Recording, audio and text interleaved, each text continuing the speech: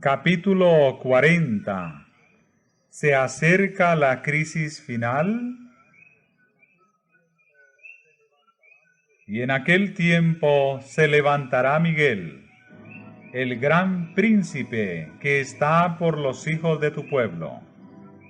Y será tiempo de angustia, cual nunca fue después que hubo gente hasta entonces.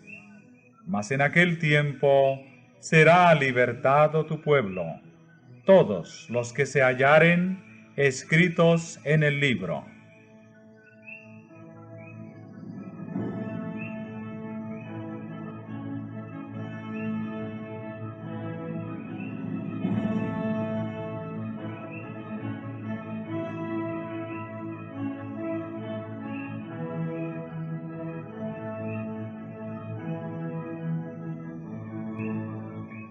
Cuando termine el mensaje del tercer ángel, la misericordia divina no intercederá más por los habitantes culpables de la tierra.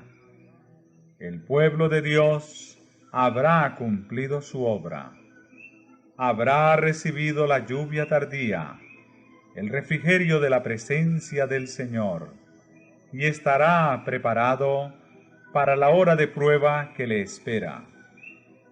Los ángeles se apuran, van y vienen de acá para allá en el cielo.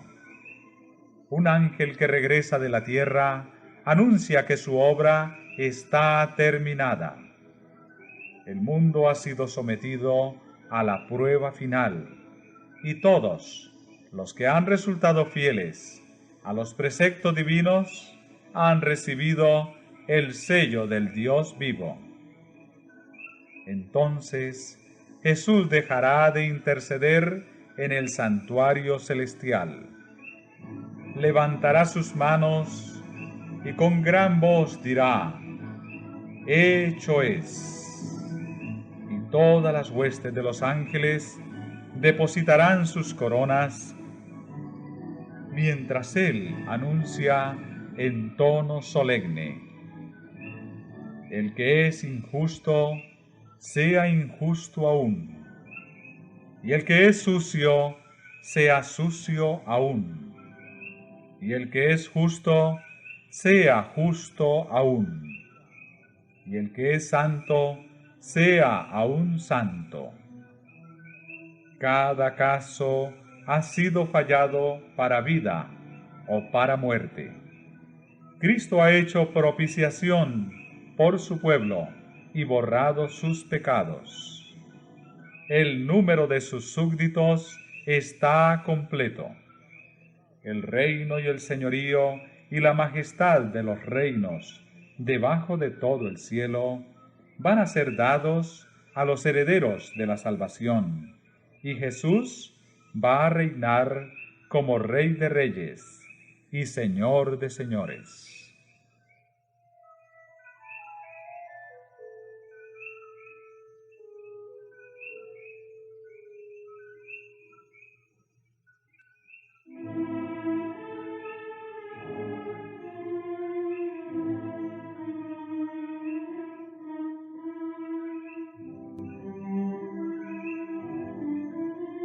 Cuando Él abandone el santuario, las tinieblas envolverán a los habitantes de la tierra.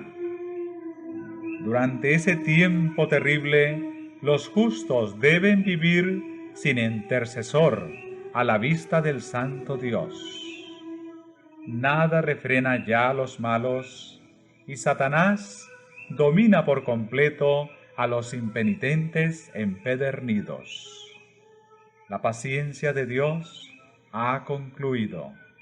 El mundo ha rechazado su misericordia, despreciado su amor y pisoteado su ley.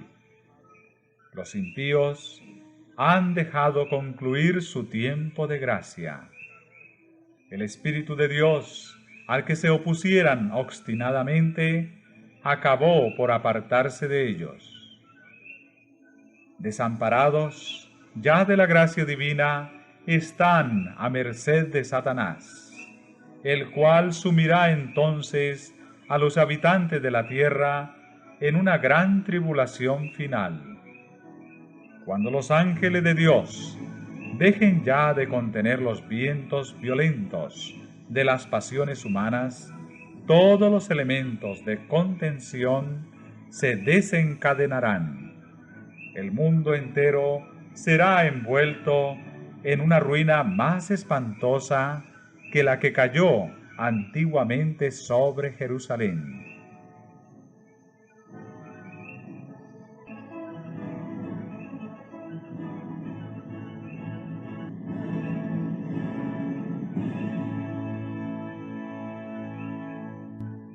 Un solo ángel dio muerte a todos los primogénitos de los egipcios y llenó al país de duelo. Cuando David ofendió a Dios al tomar censo del pueblo, un ángel causó la terrible mortandad con la cual fue castigado su pecado. El mismo poder destructor ejercido por santos ángeles, cuando Dios se lo ordena, lo ejercerán los ángeles malvados cuando Él lo permita. Hay fuerzas actualmente listas que no esperan más que el permiso divino para sembrar la desolación por todas partes.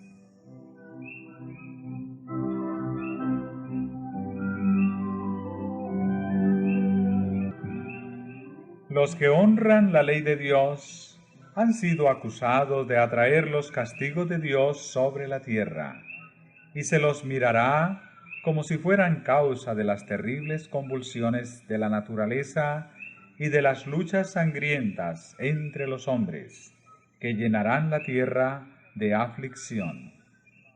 El poder que acompañe la última amonestación enfurecerá a los malvados. Su ira se ensañará contra todos los que hayan recibido el mensaje, y Satanás despertará el espíritu de odio y persecución en un grado de intensidad aún mayor.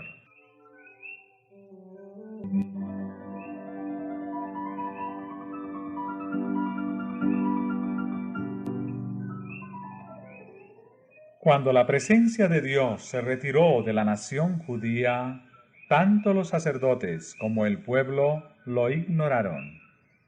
Aunque bajo el dominio de Satanás y arrastrados por las pasiones más horribles y malignas, creían ser todavía el pueblo escogido de Dios.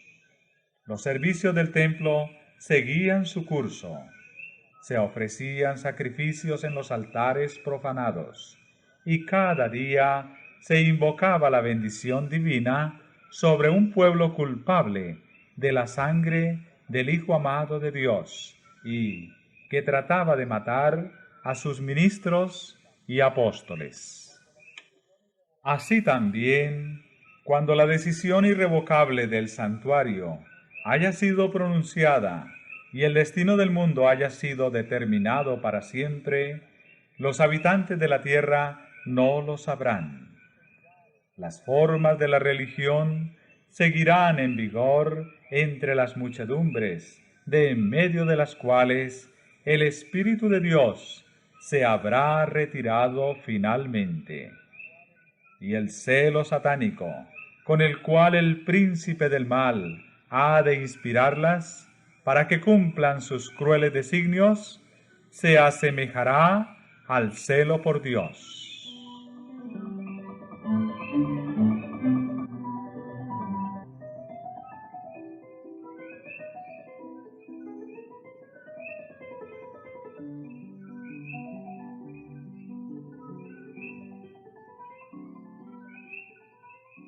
Una vez que el sábado llegue a ser el punto especial de controversia en toda la cristiandad y las autoridades religiosas y civiles se unan para imponer la observancia del domingo, la negativa persistente por parte de una pequeña minoría de ceder a la exigencia popular la convertirá en objeto de execración universal. Se demandará con insistencia que no se tolere a los pocos que se oponen a una institución de la Iglesia y a una ley del Estado. Pues vale más que esos pocos sufran y no que naciones enteras sean precipitadas a la confusión y anarquía. Este mismo argumento fue presentado contra Cristo hace 1800 años por los príncipes del pueblo. Nos conviene, dijo el astuto Caifás, que un hombre muera por el pueblo, y no que toda la nación se pierda. Este argumento parecerá concluyente, y finalmente se expedirá contra todos los que santifiquen el sábado un decreto que los declare merecedores de las penas más severas y autorice al pueblo para que, pasado cierto tiempo, los mate. El romanismo en el Viejo Mundo y el protestantismo apóstata en la América del Norte actuarán de la misma manera contra los que honren todos los preceptos divinos.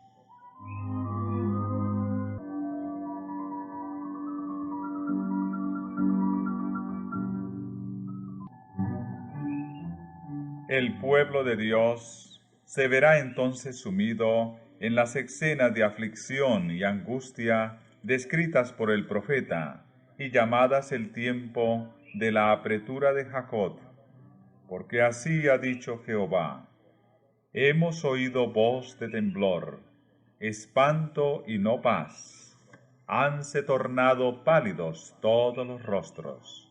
Ah, cuán grande es aquel día, tanto que no hay otro semejante a él, tiempo de angustia para Jacob, mas de ella será librado.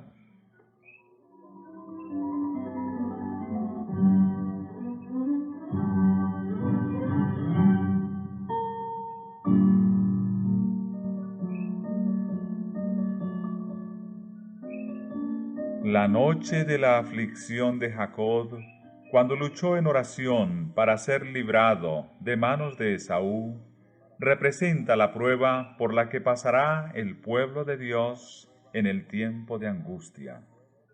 Debido al engaño practicado para asegurarse la bendición que su padre intentaba dar a Esaú, Jacob había huido para salvar su vida, atemorizado por las amenazas de muerte que profería su hermano. Después de haber permanecido muchos años en el destierro, se puso en camino por mandato de Dios para regresar a su país, con sus mujeres, sus hijos, sus rebaños y sus ganados. Al acercarse a los términos del país, se llenó de terror al tener noticia de que Esaú se acercaba al frente de una compañía de guerreros, sin duda para vengarse de él. Los que acompañaban a Jacob, sin armas e indefensos, parecían destinados a caer irremisiblemente víctimas de la violencia y la matanza. A esta angustia y a este temor que lo tenían abatido, se agregaba el peso abrumador de los reproches que se hacía a sí mismo, pues era su propio pecado el que le había puesto a él y a los suyos en semejante trance. Su única esperanza se cifraba en la misericordia de Dios. Su único amparo debía ser la oración. Sin embargo, hizo cuanto estuvo de su parte para dar reparación a su hermano por el agravio que le había inferido y para evitar el peligro que le amenazaba. Así deberán hacer los discípulos de Cristo al acercarse el tiempo de angustia. Procurar que el mundo los conozca bien, a fin de desarmar los prejuicios y evitar los peligros que amenazan la libertad de conciencia.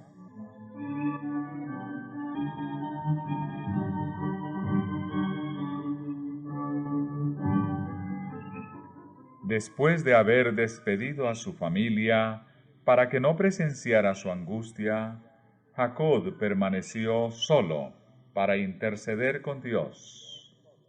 Confiesa su pecado y reconoce agradecido la bondad de Dios para con él. A la vez que humillándose profundamente invoca en su favor el pacto hecho con sus padres y las promesas que le fueran hechas a él mismo en su visión en Betel y en tierra extraña. Llegó la hora crítica de su vida. Todo está en peligro. En las tinieblas y en la soledad sigue orando y humillándose ante Dios. De pronto, una mano se apoya en su hombro. Se le figura que un enemigo va a matarle, y con toda la energía de la desesperación lucha con él. Cuando el día empieza a rayar, el desconocido hace uso de su poder sobrenatural. Al sentir su toque, el hombre fuerte parece quedar paralizado y cae, impotente, tembloroso y suplicante, sobre el cuello de su misterioso antagonista. Jacob sabe entonces que es con el ángel de la alianza con quien ha luchado. Aunque incapacitado y presa de los más agudos dolores, no ceja en su propósito. Durante mucho tiempo ha sufrido perplejidades, remordimientos y angustia a causa de su pecado. Ahora debe obtener la seguridad de que ha sido perdonado. El visitante celestial parece estar por marcharse, pero Jacob se aferra a él y le pide su bendición. El ángel le insta: «Suéltame, que ya raya el alba». Pero el patriarca exclama: «No te soltaré hasta que no me hayas bendecido». ¡Qué confianza, qué firmeza y qué perseverancia las de Jacob! Si estas palabras le hubiesen sido dictadas por el orgullo y la presunción, Jacob hubiera caído muerto. Pero lo que se las inspiraba era más bien la seguridad del que confiesa su flaqueza e indignidad, y sin embargo confía en la misericordia de un Dios que cumple su pacto.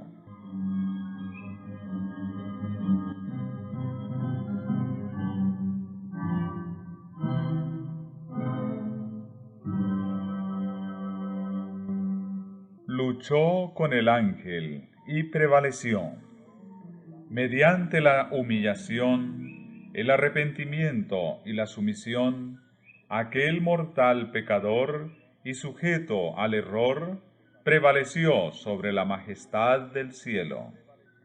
Se aferró tembloroso a las promesas de Dios, y el amor infinito no pudo rechazar la súplica del pecador.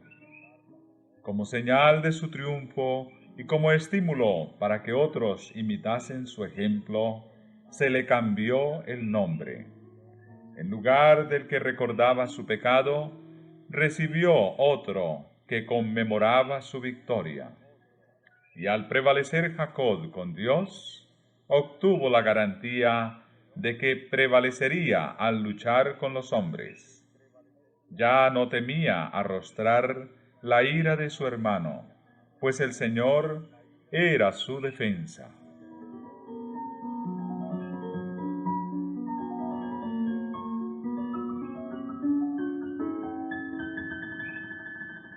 Satanás había acusado a Jacob ante los ángeles de Dios y pretendía tener derecho a destruirle por causa de su pecado. Había inducido a Esaú a que marchase contra él, y durante la larga noche de lucha del patriarca, Satanás procuró embargarle con el sentimiento de su culpabilidad para desanimarlo y apartarlo de Dios. Jacob fue casi empujado a la desesperación, pero sabía que sin la ayuda de Dios perecería. Se había arrepentido sinceramente de su gran pecado y apelaba a la misericordia de Dios. No se dejó desviar de su propósito, sino que se adhirió firmemente al ángel e hizo su petición con ardientes clamores de agonía, hasta que prevaleció.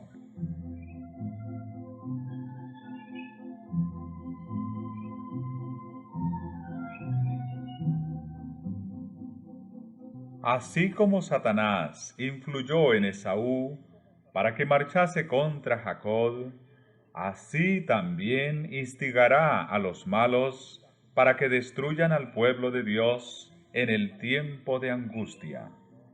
Como acusó a Jacob, acusará también al pueblo de Dios. Cuenta a las multitudes del mundo entre sus súbditos, pero la pequeña compañía de los que guardan los mandamientos de Dios resiste a su pretensión a la supremacía. Si pudiese hacerlos desaparecer de la tierra, su triunfo sería completo. Ve que los ángeles protegen a los que guardan los mandamientos e infiere que sus pecados les han sido perdonados.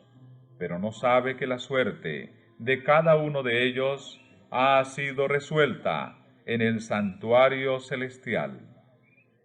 Tiene conocimiento exacto de los pecados que les ha hecho cometer y los presenta ante Dios con la mayor exageración y asegurando que esa gente es tan merecedora como él mismo de ser excluida del favor de Dios.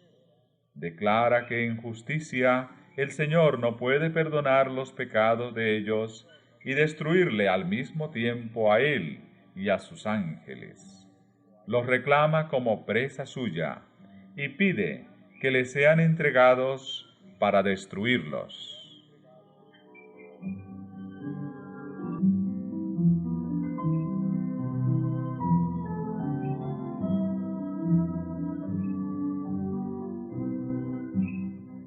Mientras Satanás acusa al pueblo de Dios, haciendo hincapié en sus pecados, el Señor le permite probarlos hasta el extremo. La confianza de ellos en Dios, su fe y su firmeza serán rigurosamente probadas. El recuerdo de su pasado hará decaer sus esperanzas, pues es poco el bien que pueden ver en toda su vida. Reconocen plenamente su debilidad e indignidad. Satanás trata de aterrorizarlos con la idea de que su caso es desesperado, de que las manchas de su impureza no serán jamás lavadas. Espera así aniquilar su fe, hacerle ceder a sus tentaciones y alejarlos de Dios.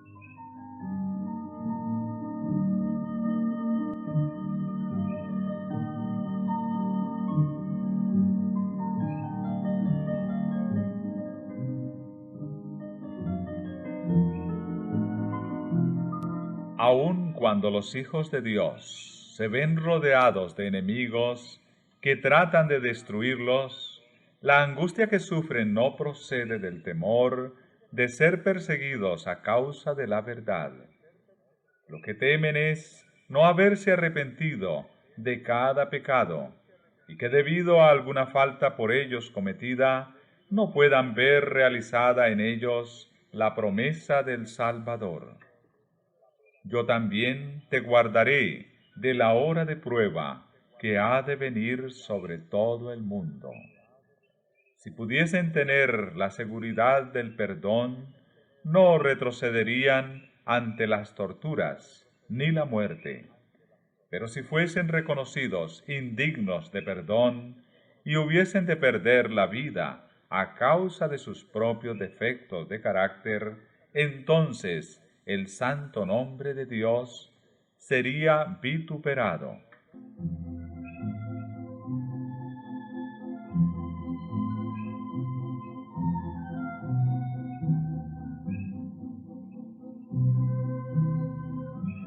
De todos lados oyen hablar de conspiraciones y traiciones, y observan la actividad amenazante de la rebelión. Eso hace nacer en ellos un deseo intensísimo de ver acabarse la apostasía y de que la maldad de los impíos llegue a su fin. Pero mientras piden a Dios que detenga el progreso de la rebelión, se reprochan a sí mismos con gran sentimiento el no tener mayor poder para resistir y contrarrestar la potente invasión del mal. Les parece que si hubiesen dedicado siempre toda su habilidad al servicio de Cristo, avanzando de virtud en virtud, las fuerzas de Satanás no tendrían tanto poder sobre ellos.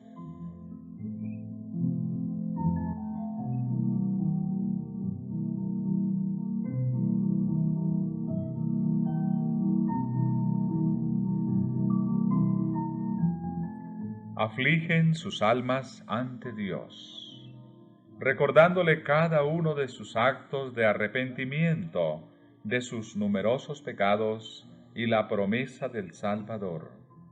¿Forzará alguien mi fortaleza? Haga conmigo paz. Sí, haga paz conmigo.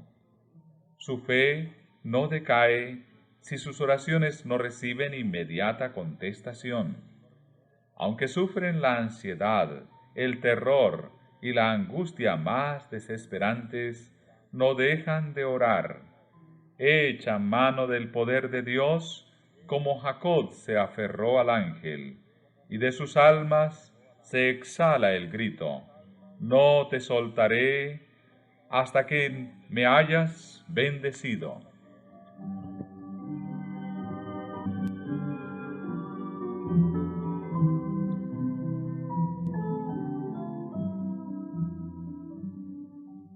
Si Jacob no se hubiese arrepentido previamente del pecado que cometió al adueñarse fraudulentamente del derecho de primogenitura, Dios no habría escuchado su oración, ni le hubiese salvado la vida misericordiosamente.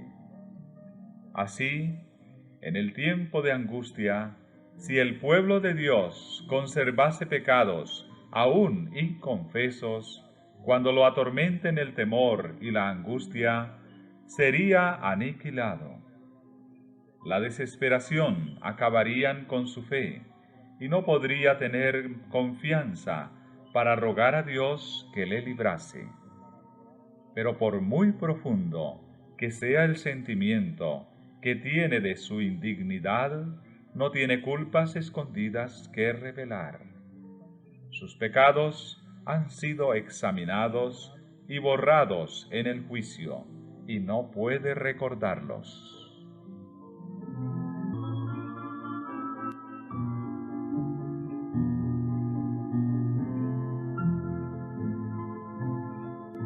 Satanás induce a muchos a creer que Dios no se fija en la infidelidad de ellos respecto a los asuntos menudos de la vida. Pero en su actitud con Jacob, el Señor demuestra que en manera alguna sancionará ni tolerará el mal. Todos los que tratan de excusar y ocultar sus pecados, dejándolos sin confesar y sin haber sido perdonados en los registros del cielo, serán vencidos por Satanás.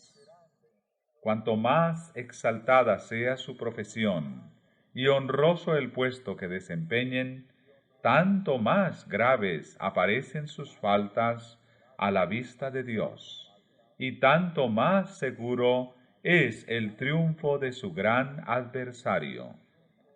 Los que tardan en prepararse para el día del Señor no podrán hacerlo en el tiempo de la angustia ni en ningún momento subsiguiente. El caso de los tales es desesperado.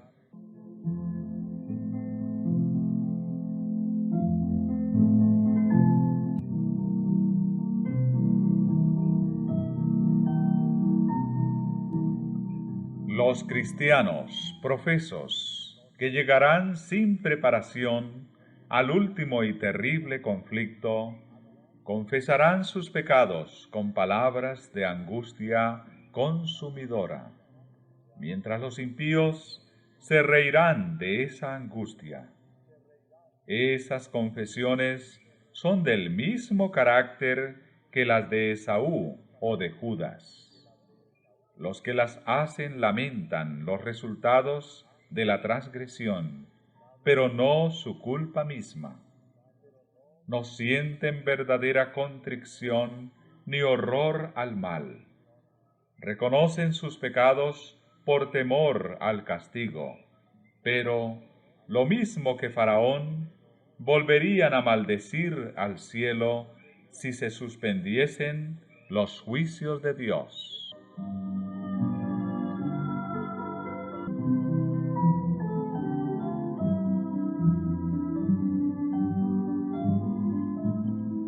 La historia de Jacob nos da además la seguridad de que Dios no rechazará a los que han sido engañados, tentados y arrastrados al pecado, pero que hayan vuelto a Él con verdadero arrepentimiento. Mientras Satanás trata de acabar con esta clase de personas, Dios enviará a sus ángeles para consolarlas y protegerlas en el tiempo de peligro.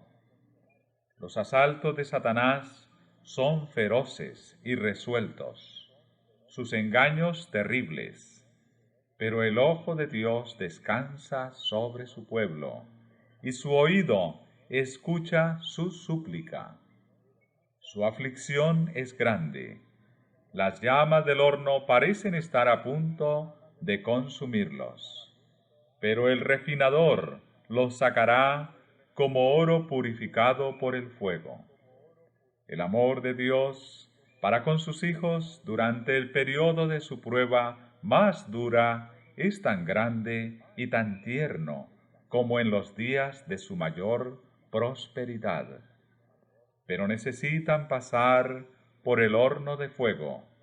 Debe consumirse su mundanalidad para que la imagen de Cristo se refleje perfectamente.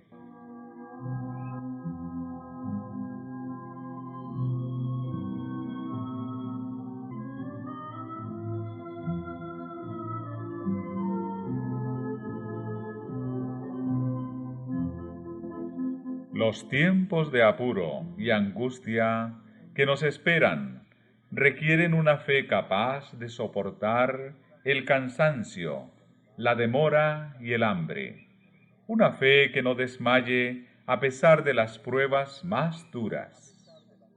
El tiempo de gracia les es concedido a todos, a fin de que se preparen para aquel momento. Jacob prevaleció porque fue perseverante y resuelto. Su victoria es prueba evidente del poder de la oración importuna. Todos los que se aferren a las promesas de Dios, como lo hizo Él, y que sean tan sinceros como Él lo fue, tendrán tan buen éxito como Él. Los que no están dispuestos a negarse a sí mismos, a luchar desesperadamente ante Dios y a orar mucho y con empeño para obtener su bendición, no lo conseguirán. Cuán pocos cristianos saben lo que es luchar con Dios. Cuán pocos son los que jamás suspiraron por Dios con ardor hasta tener como intención todas las facultades del alma. Cuando olas de indecible desesperación envuelven al suplicante, cuán raro es verle atenerse con fe inquebrantable a las promesas de Dios.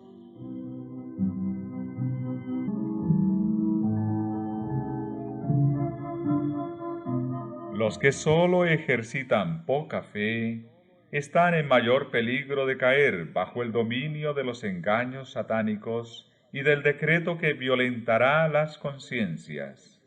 Y aún, en caso de soportar la prueba, en el tiempo de angustia se verán sumidos en mayor aflicción, porque no se habrán acostumbrado a confiar en Dios. Las lecciones de fe que hayan descuidado tendrán que aprenderlas bajo el terrible peso del desaliento.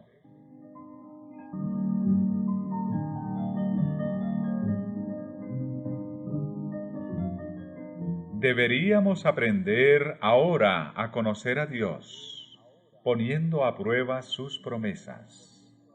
Los ángeles toman nota de cada oración ferviente y sincera. Sería mejor sacrificar nuestros propios gustos antes que descuidar la comunión con Dios. La mayor pobreza y la más absoluta abnegación, con la aprobación divina, valen más que las riquezas, los honores, las comodidades y amistades sin ella. Debemos darnos tiempo para orar. Si nos dejamos absorber por los intereses mundanos, el Señor puede darnos ese tiempo que necesitamos, quitándonos nuestros ídolos, ya sean estos oro, casas o tierras feraces.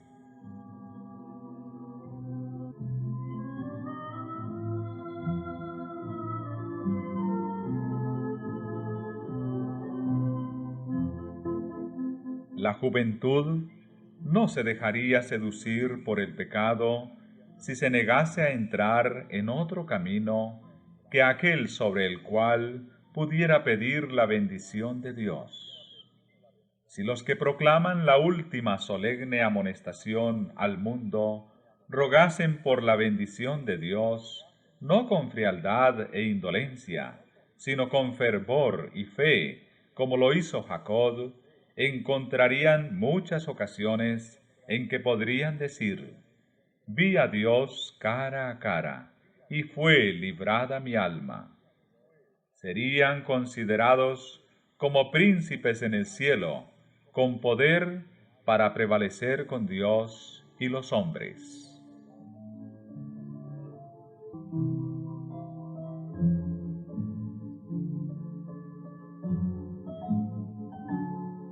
El tiempo de angustia, cual nunca fue después que hubo gente, se iniciará pronto, y para entonces necesitaremos tener una experiencia que hoy por hoy no poseemos y que muchos no pueden lograr debido a su indolencia.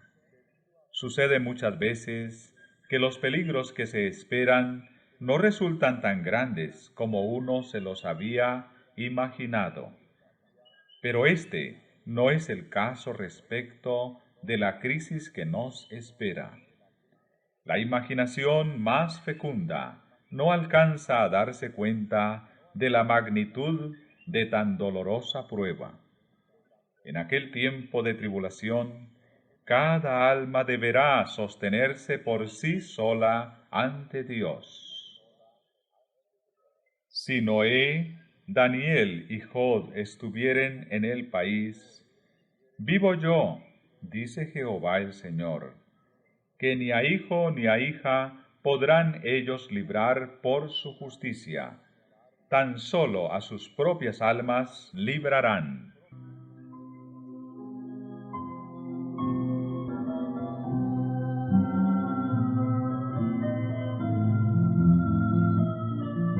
Ahora, mientras que nuestro gran sumo sacerdote está haciendo propiciación por nosotros, debemos tratar de llegar a la perfección en Cristo. Nuestro Salvador no pudo ser inducido a ceder a la tentación, ni siquiera en pensamiento. Satanás encuentra en los corazones humanos algún asidero en que hacerse firme. Es tal vez algún deseo pecaminoso que se acaricia, por medio del cual la tentación se fortalece. Pero Cristo declaró, al hablar de sí mismo: «Viene el príncipe de este mundo, mas no tiene nada en mí». Satanás no pudo encontrar nada en el Hijo de Dios que le permitiese ganar la victoria. Cristo guardó los mandamientos de su Padre y no hubo en él ningún pecado de que Satanás pudiese sacar ventaja. Esta es la condición en que deben encontrarse los que han de poder subsistir en el tiempo de angustia.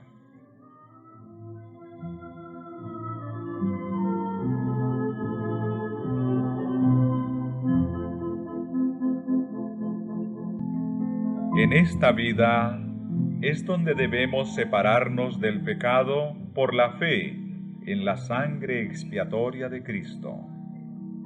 Nuestro amado Salvador nos invita a que nos unamos a Él, a que unamos nuestra flaqueza con su fortaleza, nuestra ignorancia con su sabiduría, nuestra indignidad con sus méritos.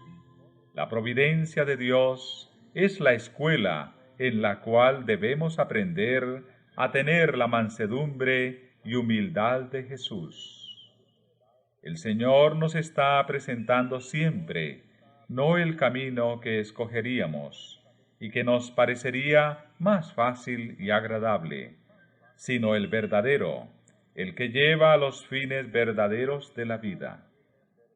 De nosotros está, pues, que cooperemos con los factores que Dios emplea en la tarea de conformar nuestros caracteres con el modelo divino. Nadie puede descuidar o aplazar esta obra sin grave peligro para su alma.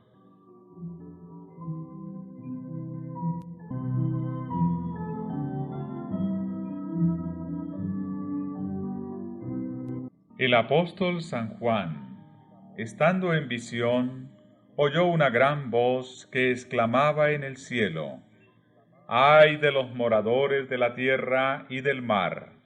Porque el diablo ha descendido a vosotros, teniendo grande ira, sabiendo que tiene poco tiempo». Espantosas son las escenas que provocaron esta exclamación de la voz celestial. La ira de Satanás crece a medida que se va acercando el fin, y su obra de engaño y destrucción culminará durante el tiempo de angustia.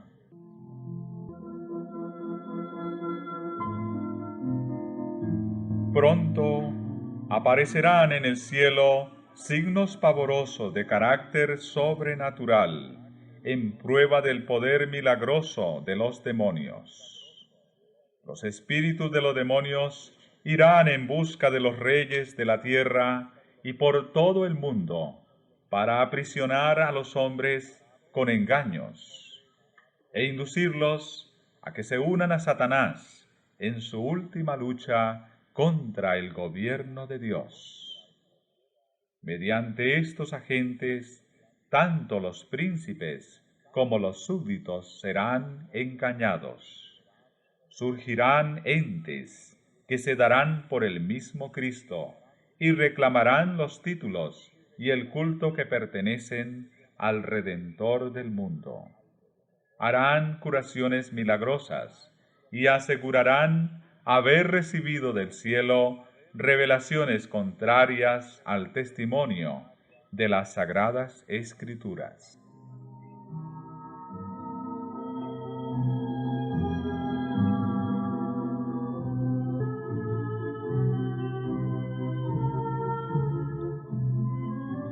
El acto capital que coronará el gran drama del engaño será que el mismo Satanás se dará por el Cristo. Hace mucho que la Iglesia profesa esperar el advenimiento del Salvador como consumación de sus esperanzas. Pues bien, el gran engañador simulará que Cristo habrá venido. En varias partes de la tierra, Satanás se manifestará a los hombres como ser majestuoso, de un brillo deslumbrador, parecido a la descripción que del Hijo de Dios da San Juan en el Apocalipsis. La gloria que le rodee superará cuanto hayan visto los ojos de los mortales. El grito de triunfo repercutirá por los aires. Cristo ha venido, Cristo ha venido. El pueblo se postrará en adoración ante él, mientras levanta sus manos y pronuncia una bendición sobre ellos, como Cristo bendecía a sus discípulos cuando estaba en la tierra. Su voz es suave y acompasada, aunque llena de melodía.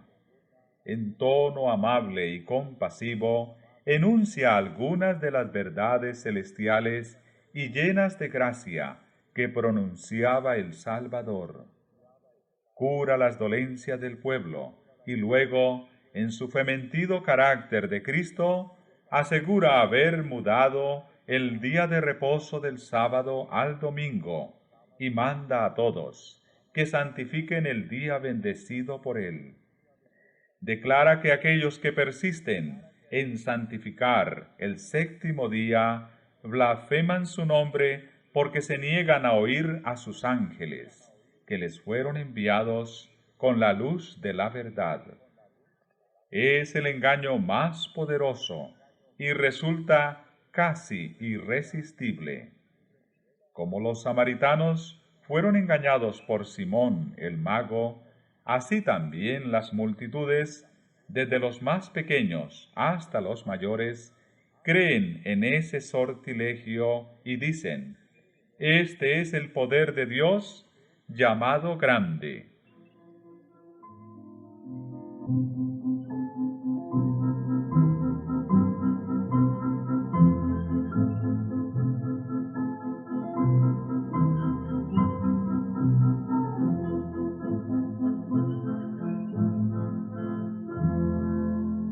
Pero el pueblo de Dios no se extraviará.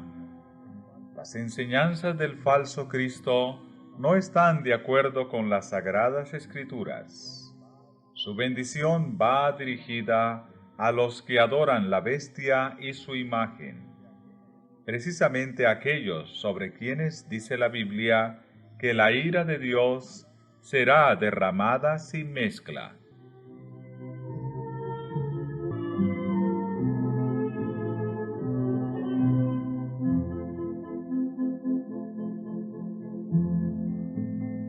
Además, no se le permitirá a Satanás contrahacer la manera en que vendrá Jesús. El Salvador previno a su pueblo contra este engaño y predijo claramente cómo será su segundo advenimiento. Porque se levantarán falsos cristos y falsos profetas, y darán señales grandes y prodigios, de tal manera que engañarán, si es posible, aún a los escogidos. Así que, si os dijeren: he aquí en el desierto está, no salgáis. He aquí en las cámaras, no creáis. Porque como el relámpago que sale del oriente y se muestra hasta el occidente, así será también la venida del Hijo del Hombre. No se puede remedar semejante aparición. Todos la conocerán y el mundo entero la presenciará.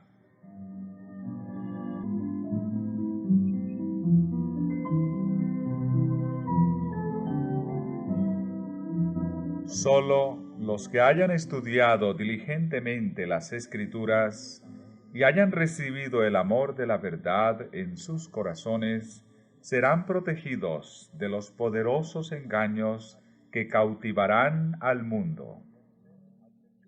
Merced al testimonio bíblico, descubrirán al engañador bajo su disfraz. El tiempo de prueba llegará para todos. Por medio de la criba de la tentación, se reconocerá a los verdaderos cristianos.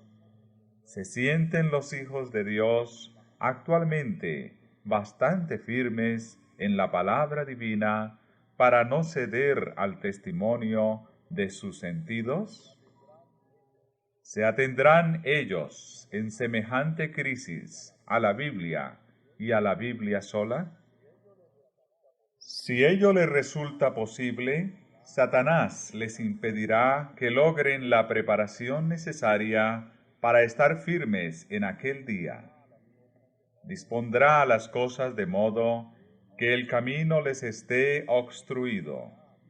Los aturdirá con bienes terrenales. Les hará llevar una carga pesada y abrumadora, para que sus corazones se sientan recargados con los cuidados de esta vida y que el día de la prueba los sorprenda como ladrón.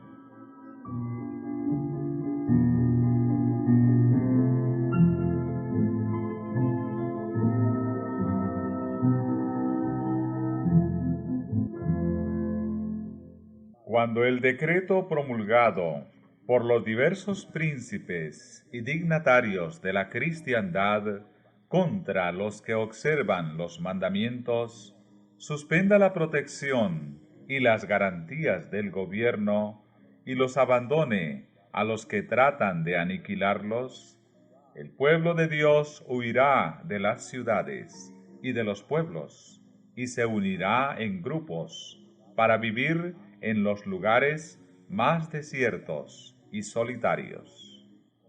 Muchos encontrarán refugio en puntos de difícil acceso en las montañas. Como los cristianos de los valles del Piamonte, convertirán los lugares elevados de la tierra en santuarios suyos y darán gracias a Dios por las fortalezas de rocas. Pero muchos seres humanos de todas las naciones y de todas las clases, grandes y pequeños, ricos y pobres, negros y blancos, serán arrojados en la más injusta y cruel servidumbre. Los amados de Dios pasarán días penosos, encadenados, encerrados en cárceles, sentenciados a muerte, algunos abandonados adrede para morir de hambre y sed en sombríos y repugnantes calabozos. Ningún oído humano escuchará sus lamentos, ninguna mano humana se aprontará a socorrerlos.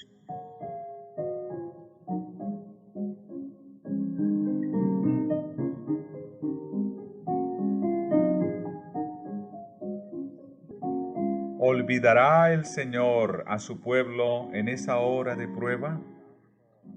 ¿Olvidó acaso al fiel Noé cuando sus juicios cayeron sobre el mundo antidiluviano? ¿Olvidó acaso a Lot cuando cayó fuego del cielo para consumir las ciudades de la llanura? ¿Se olvidó de José cuando estaba rodeado de idólatras en Egipto? ¿O de Elías, cuando el juramento de Jezabel le amenazaba con la suerte de los profetas de Baal? ¿Se olvidó de Jeremías en el oscuro y húmedo pozo en donde había sido echado? ¿Se olvidó acaso de los 3 jóvenes en el horno ardiente o de Daniel en el foso de los leones?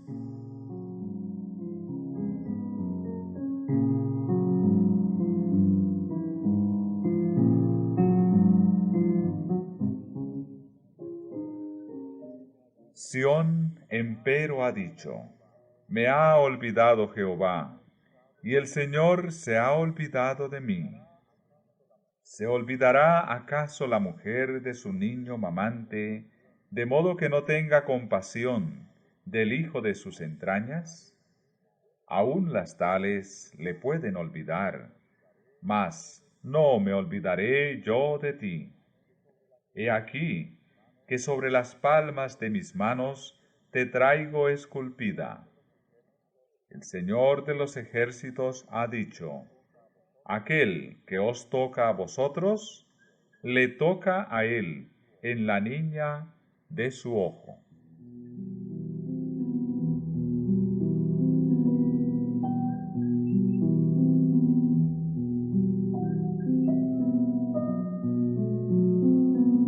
Aunque los enemigos los arrojen a la cárcel, las paredes de los calabozos no pueden interceptar la comunicación entre sus almas y Cristo.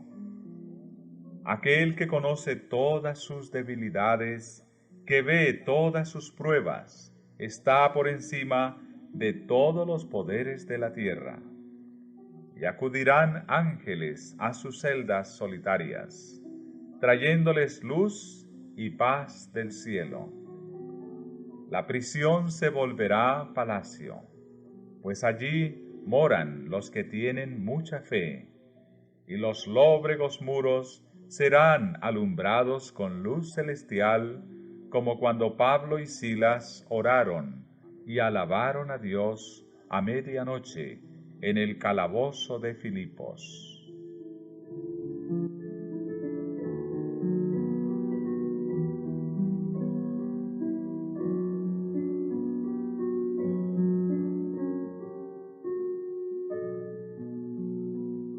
Los juicios de Dios caerán sobre los que traten de oprimir y aniquilar a su pueblo. Su paciencia para con los impíos da a éstos alas en sus transgresiones, pero su castigo no será menos seguro ni terrible, por mucho que haya tardado en venir. Jehová se levantará como en el monte Perazín, y se indignará como en el valle de Gabaón, para hacer su obra extraña, y para ejecutar su acto extraño. Para nuestro Dios misericordioso, la tarea de castigar resulta extraña.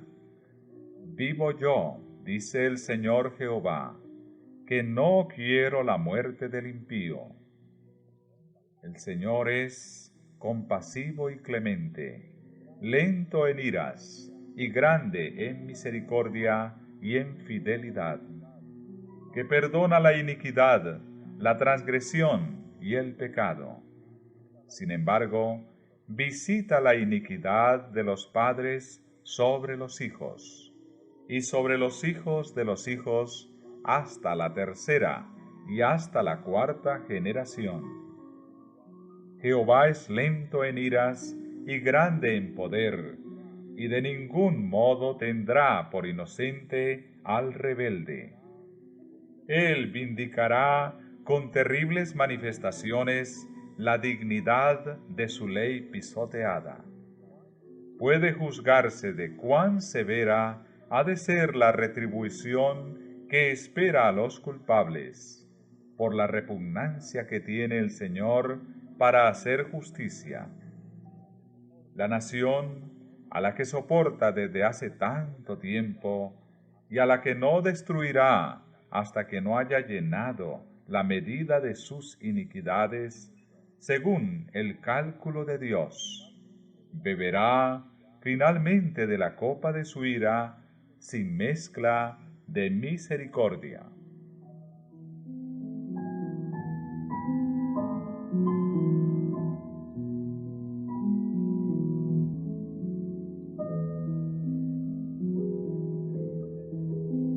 Cuando Cristo deje de interceder en el santuario, se derramará sin mezcla la ira de Dios, de la que son amenazados los que adoran a la bestia y a su imagen, y reciben su marca.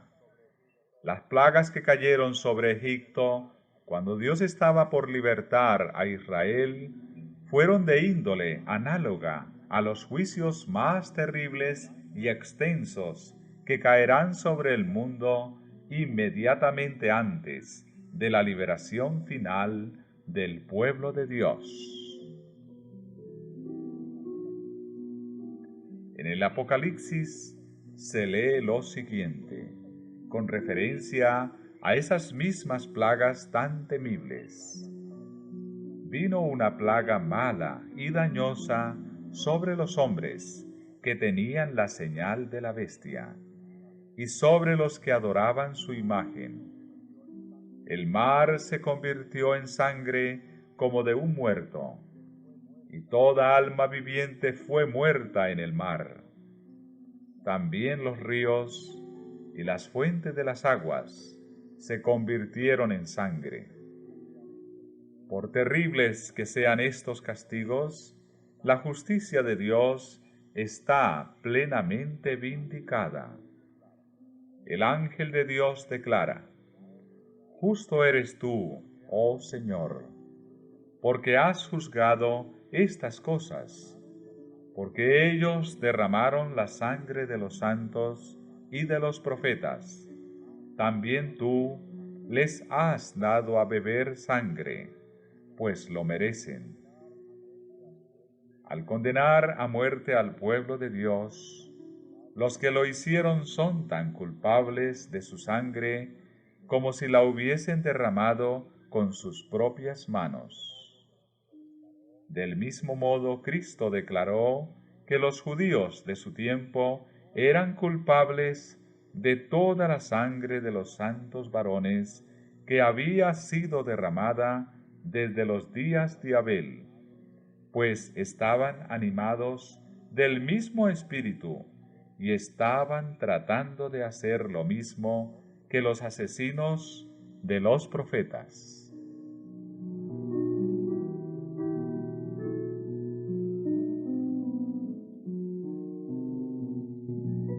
En la plaga que sigue se le da poder al sol para quemar a los hombres con fuego, y los hombres se quemaron con el grande calor. Los profetas describen cómo sigue el estado de la tierra en tan terrible tiempo. El campo fue destruido, enlutóse la tierra, porque se perdió la mies del campo. Secáronse todos los árboles del campo, por lo cual se secó el gozo de los hijos de los hombres. El grano se pudrió debajo de sus terrones. Los bastimentos fueron asolados. Cuánto gimieron las bestias, cuán turbados anduvieron los hatos de los bueyes, porque no tuvieron pastos. Se secaron los arroyos de las aguas, y fuego consumió las praderías del desierto. Y los cantores del templo aullarán en aquel día, dice el Señor Jehová. Muchos serán los cuerpos muertos, en todo lugar echados serán en silencio.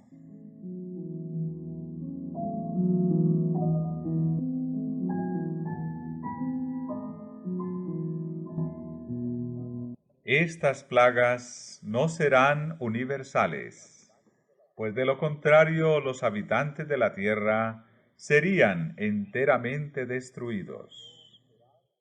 Sin embargo, serán los azotes más terribles que hayan sufrido jamás los hombres. Todos los juicios que cayeron sobre los hombres antes del fin del tiempo de gracia fueron mitigados con misericordia.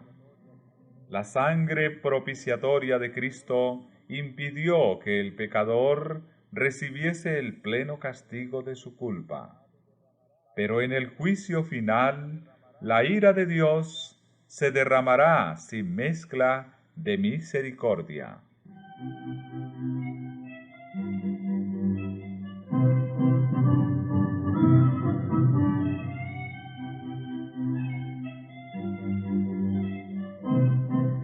En aquel día, multitudes enteras invocarán la protección de la misericordia divina que por tanto tiempo despreciaran. He aquí vienen días, dice el Señor Jehová, en los cuales enviaré hambre a la tierra, no hambre de pan, ni sed de agua, sino de oír palabra de Jehová.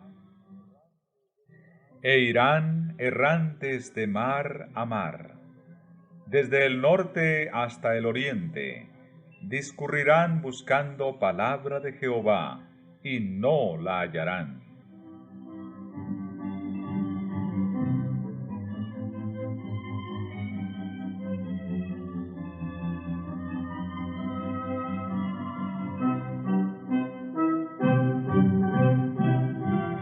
El pueblo de Dios no quedará libre de padecimientos, pero aunque perseguido y acongojado, y aunque sufra privaciones y falta de alimento, no será abandonado para perecer. El Dios que cuidó de Elías no abandonará a ninguno de sus abnegados hijos. El que cuenta los cabellos de su cabeza, cuidará de ellos y los atenderá en tiempos de hambruna.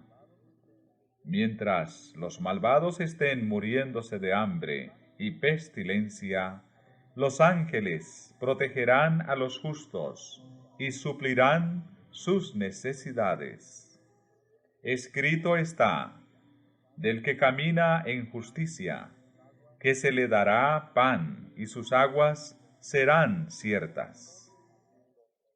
Cuando los pobres y los menesterosos buscan agua y no la hay, y la lengua se les seca de sed, yo, Jehová, les escucharé. Yo, el Dios de Israel, no los abandonaré.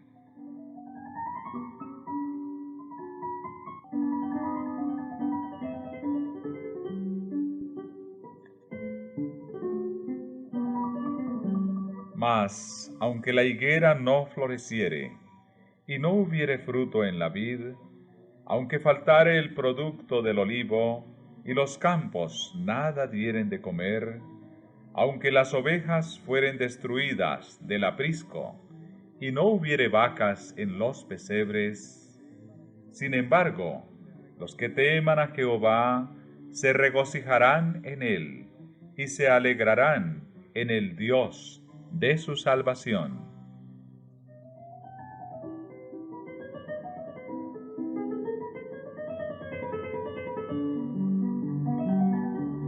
Jehová es tu guardador. Jehová es tu sombra a tu mano derecha. El sol no te fatigará de día, ni la luna de noche. Jehová te guardará de todo mal. Él guardará tu alma. Y él te librará del lazo del cazador, de la peste destruidora. Con sus plumas te cubrirá, y debajo de sus alas estarás seguro. Escudo y adarga es su verdad. No tendrás temor de espanto nocturno, ni de saeta que vuele de día, ni de pestilencia que ande en oscuridad, ni de mortandad que en medio del día destruya. Caerán a tu lado 1000, y 10.000 a tu diestra, mas a ti no llegará. Ciertamente con tus ojos mirarás, y verás la recompensa de los impíos. Porque tú has puesto a Jehová, que es mi esperanza, al Altísimo por tu habitación. No te sobrevendrá mal, ni plaga tocará tu morada.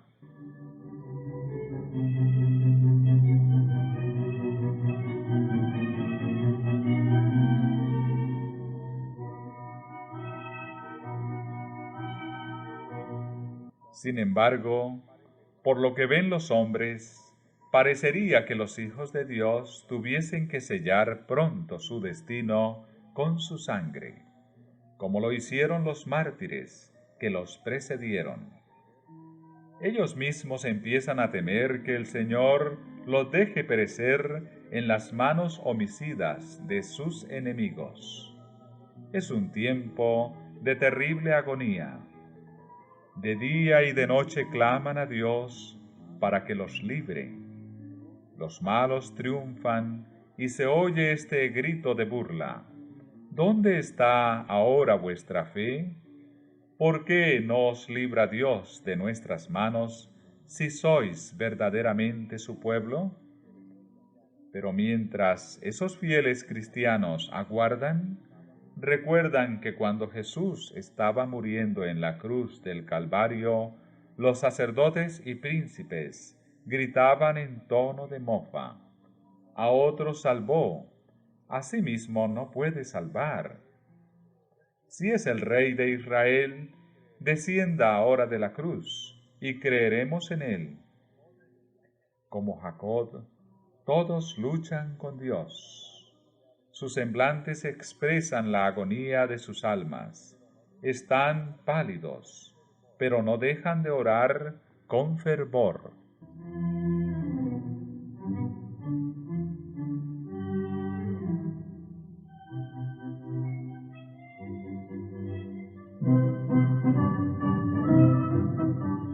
Si los hombres tuviesen la visión del cielo, verían compañías de ángeles poderosos, en fuerza, estacionados en torno de los que han guardado la palabra de la paciencia de Cristo.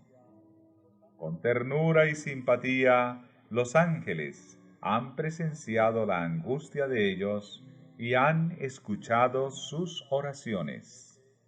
Aguardan la orden de su jefe para arrancarlos al peligro, pero tienen que esperar un poco más. El pueblo de Dios tiene que beber de la copa y ser bautizado con el bautismo. La misma dilación que es tan penosa para ellos es la mejor respuesta a sus oraciones. Mientras procuran esperar con confianza que el Señor obre, son inducidos a ejercitar su fe, esperanza y paciencia, como no lo hicieron durante su experiencia religiosa anterior. Sin embargo, el tiempo de angustia será acortado por amor de los elegidos.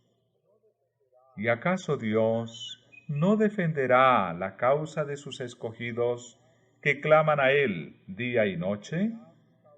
Os digo que defenderá su causa presto. El fin vendrá más pronto de lo que los hombres esperan. El trigo será recogido y atado en gavillas para el granero de Dios. La cizaña será amarrada en haces para los fuegos destructores.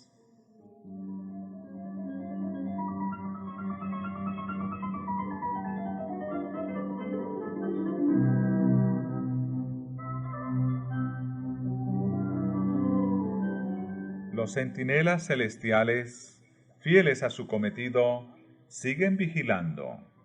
Por más que un decreto general haya fijado el tiempo en que los observadores de los mandamientos puedan ser muertos, sus enemigos, en algunos casos, se anticiparán al decreto y tratarán de quitarles la vida antes del tiempo fijado.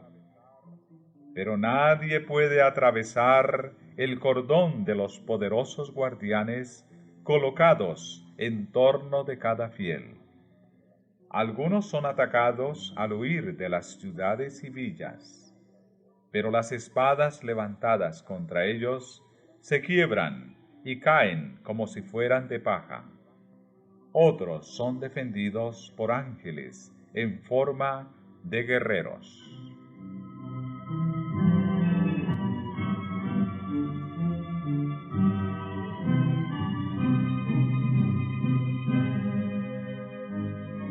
En todos los tiempos Dios se valió de santos ángeles para socorrer y librar a su pueblo. Los seres celestiales tomaron parte activa en los asuntos de los hombres. Aparecieron con vestiduras que relucían como el rayo. Vinieron como hombres en traje de caminantes. Hubo casos en que aparecieron ángeles en forma humana a los siervos de Dios. Descansaron bajo los robles al mediodía como si hubiesen estado cansados. Aceptaron la hospitalidad en hogares humanos. Sirvieron de guías a viajeros extraviados. Con sus propias manos encendieron los fuegos del altar, abrieron las puertas de las cárceles y libertaron a los siervos del Señor. Vestidos de la armadura celestial, vinieron para quitar la piedra del sepulcro del Salvador.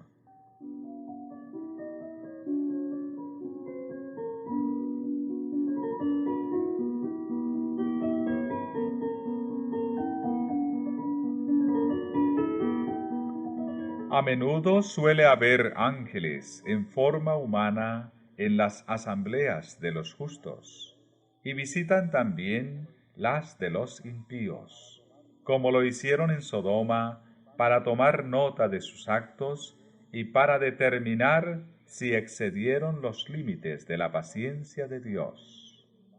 El Señor se complace en la misericordia. Así que, por causa de los pocos que le sirven verdaderamente, mitiga las calamidades y prolonga el estado de tranquilidad de las multitudes.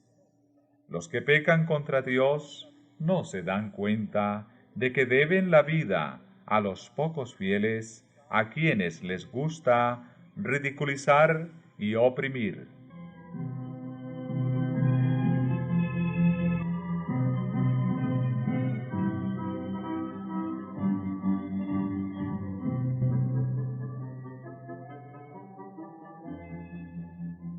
Aunque los gobernantes de este mundo no lo sepan, ha sido frecuente que en sus asambleas hablaran ángeles.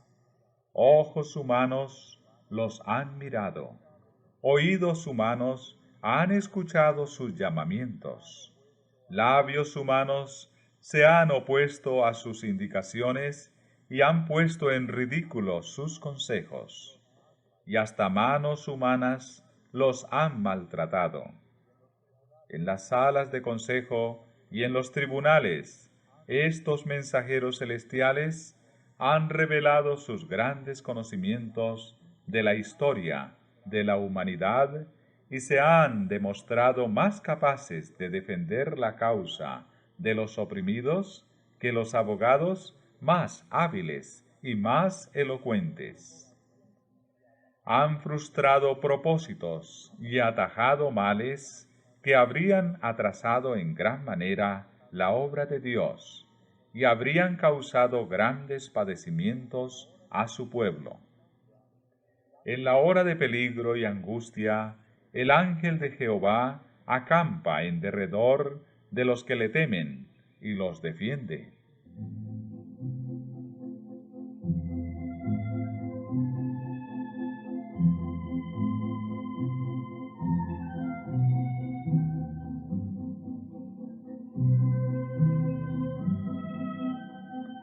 El pueblo de Dios espera con ansia las señales de la venida de su Rey.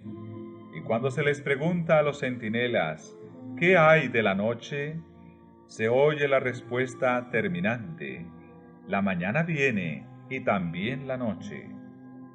La luz dora las nubes que coronan las cumbres. Pronto su gloria se revelará. El sol de justicia está por salir. Tanto la mañana como la noche van a principiar. La mañana del día eterno para los justos, y la noche perpetua para los impíos.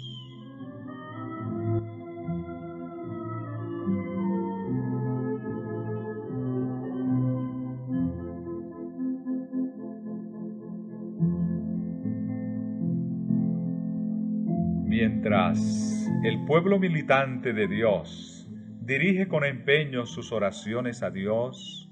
El velo que los separa del mundo invisible parece estar casi descorrido. Los cielos se encienden con la aurora del día eterno, y cual melodía de cánticos angélicos llegan a sus oídos las palabras: manteneos firmes en vuestra fidelidad, ya os llega ayuda. Cristo, el vencedor todopoderoso, ofrece a sus cansados soldados una corona de gloria inmortal, y su voz se deja oír por las puertas entornadas. He aquí que estoy con vosotros, no temáis. Conozco todas vuestras penas, he cargado con vuestros dolores. ¿No estáis lidiando contra enemigos desconocidos? He peleado en favor vuestro, y en mi nombre sois más que vencedores.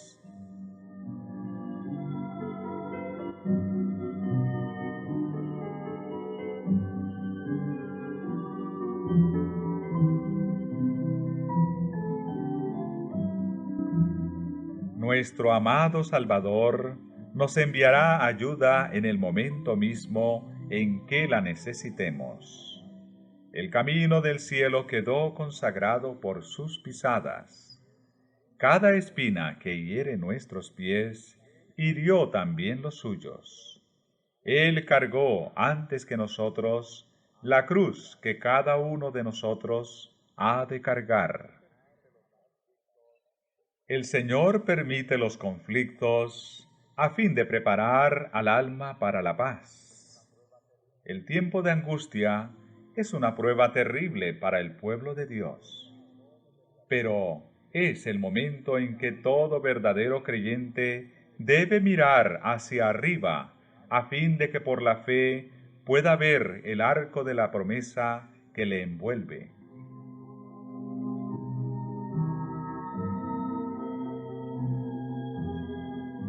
Cierto, tornarán los redimidos de Jehová, volverán a Sión cantando, y gozo perpetuo será sobre sus cabezas. Poseerán gozo y alegría, y el dolor y el gemido huirán. Yo soy vuestro consolador. ¿Quién eres tú para que tengas temor del hombre que es mortal, del Hijo del hombre, que por heno será contado? ¿Y haste ya olvidado de Jehová tu Hacedor? Y todo el día temiste continuamente del furor del que aflige, cuando se disponía para destruir. Mas, ¿en dónde está el furor del que aflige? El preso se da prisa para ser suelto, por no morir en la mazmorra, ni que le falte su pan. Empero yo, Jehová, que parto la mar, y suenan sus ondas, soy tu Dios, cuyo nombre es Jehová de los ejércitos. Y en tu boca he puesto mis palabras, y con la sombra de mi mano te cubrí.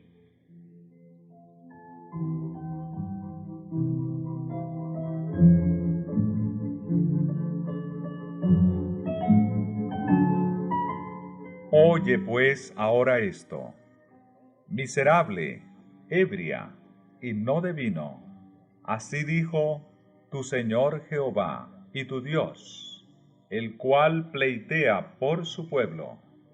He aquí he quitado de tu mano el cáliz de aturdimiento, la hez del cáliz de mi furor. Nunca más lo beberás, y ponerlo he en mano de tus angustiadores, que dijeron a tu alma: encórvate y pasaremos. Y tú pusiste tu cuerpo como tierra, y como camino a los que pasan.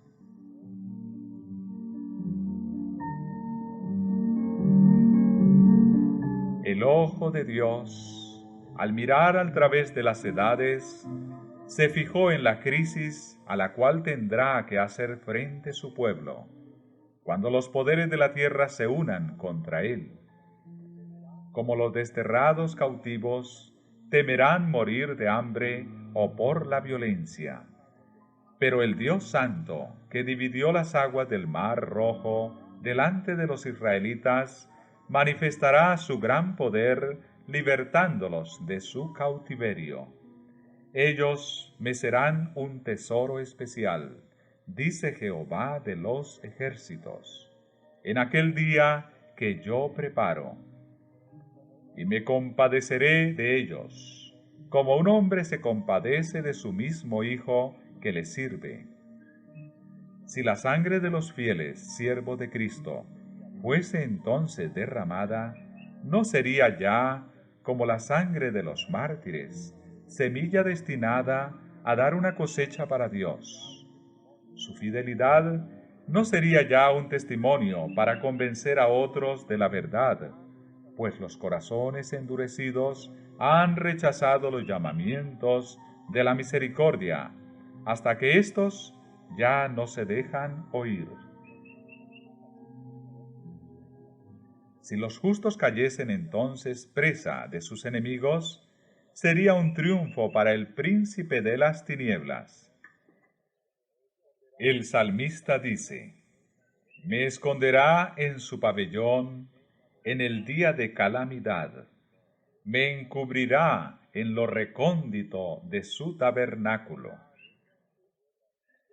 Cristo ha dicho: ven, pueblo mío, entra en tus aposentos, cierra tus puertas sobre ti, escóndete por un corto momento, hasta que pase la indignación. Porque he aquí que Jehová sale de su lugar para castigar a los habitantes de la tierra por su iniquidad.